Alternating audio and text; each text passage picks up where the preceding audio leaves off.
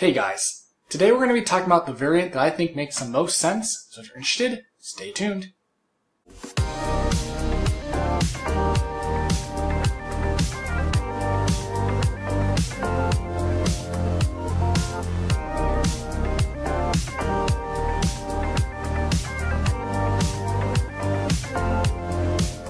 So let's get this out of the way first. If you can only afford an SR Plus, then you're going to buy an SR Plus. There's no question about it. But I always see this question, should I get an SR Plus with FSD or should I get a long-range all-wheel drive?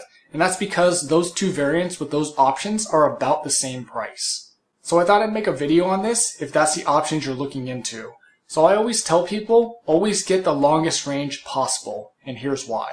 And that's because you can't add range to the car easily, aka adding more batteries to the battery pack, but you can always buy software whenever you want. It's Tesla, it's a tech company. Of course they can just send it OTA update to your car and bang, done. So we know right now that FSD beta is out for a select few, and that's really cool that it can actually, kind of drive around on the streets on its own. But like actual FSD, level 5 autonomy FSD is still years away. And so, once Tesla hasn't even gotten it yet, they're still working on it. And once they get it, then they're going to have to go through all the regulatory approvals and all that government red tape to actually get it functional to cars, basically to the masses. So to be real, actual FSD or full self-driving is still years away. And, by that time, you might not even have the car that you paid for FSD. You might not have that car anymore.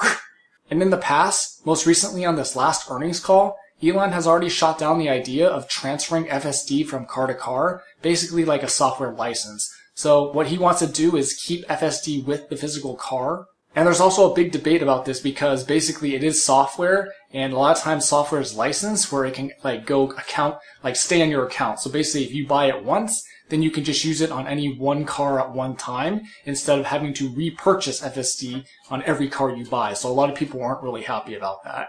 But that debate is for another video. Elon has also mentioned many times that FSD is going to be a subscription-based thing if you want to not purchase the full $10,000 FSD, and price that'll be rising in the future as he's mentioned. And I've just seen some little rumors on it that it might be like $99 to $150 a month if you want to do the subscription, but that's just a rumor right now. So let me know in the comments what you guys think the subscription amount will be month to month. And of course, FSD would be great for, road trips, especially like me. I would probably do a subscription because we don't go on road trips very often at all. But when we do, it might be worth it to get FSD. That way we can at least use the autopilot and just, cruise down the freeway and not have to worry as much and not have to pay 100% attention to the road. So if you're to buy FSD right now, you're basically giving Tesla money up front for them to be able to research FSD and make it available for everybody. So just keep that in mind. And as I mentioned, you might not even be able to use it on your particular car because FSD is going to stay with the car and it might not be operational by the time, you're ready to sell the car. So keep that in mind as well. And 10K is a lot of money, so you can invest that money now, make enough money to pay for the increases in FSD, and maybe even have a little bit left over, whenever full FSD is ready. So that is an option if you want to do that too. So now other things to consider other than FSD. So with the 2021 Model 3, it does have a heat pump, so cold weather isn't as relevant, but this is still kind of relevant, and that's winter. So batteries do not like cold weather, and so more energy is used up to keep those batteries at operating temperature when the weather is colder. So having a longer range car means basically it's going to give you more flexibility because you're going to have more energy to use to keep the car warm if it's, really cold outside, which means that you won't have to charge as often. Of course, having the supercharger network services all cars, but just having that longer range will enable you to not have to plan as much if you want to have some spontaneous trip. And, we know that the ICE card people use that, you have to plan and whatever as an excuse to keep pumping their dinosaur juice. So there's that advantage as well if you're a spontaneous person and like to do things out of the blue. And the last thing I want to talk about is degradation. So we all know that EVs have degradation, and that's just part of what goes with owning an EV. And I'm slightly disappointed that my car is at around 10% degradation, which seems kind of high, but from reading others' comments on Twitter and things, 10 to 15% actually seems to be kind of normal for Teslas. You will see a few people here and there boasting about their 5% degradation or lower, but for the most part, that's kind of a one-off.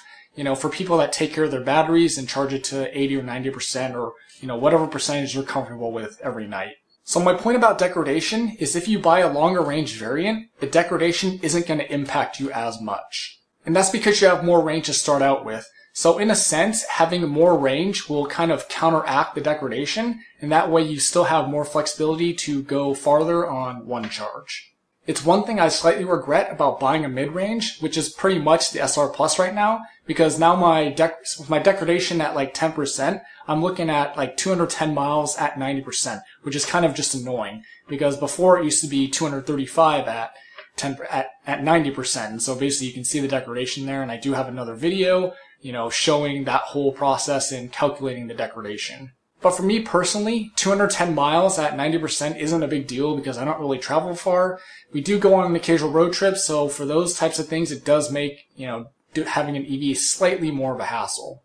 But of course, these are all first world problems, so I wouldn't worry about it too much. But my opinion is if you are looking between the two variants, definitely get the longer range variant. That way, you can have more range because you can't add battery packs later, but you can add software or FSD later.